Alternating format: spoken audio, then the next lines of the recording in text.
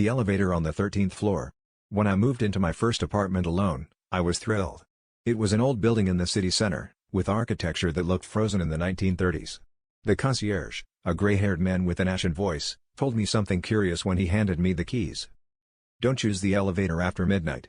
Sometimes. It skips floors.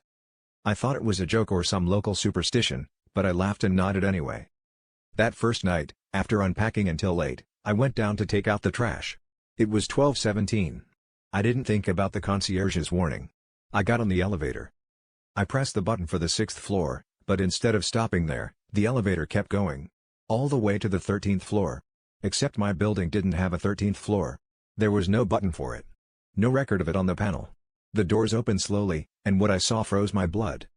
A sepia-toned hallway, with worn-out carpets, dim lighting, and paintings on the walls that seemed to watch me. I walked a few steps. Everything was completely silent. Not even my phone had signal. At the end of the hallway, a half-opened door let out faint music, a waltz. Inside, an old-fashioned room with people dancing.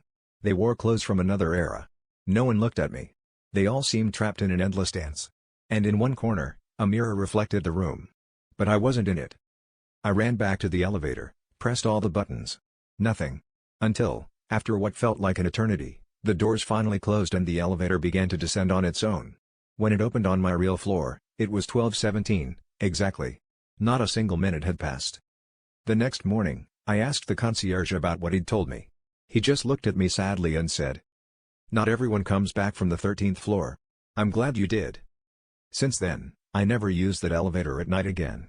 And sometimes, right when the clock hits 12:17, I swear I hear a distant waltz floating in the air.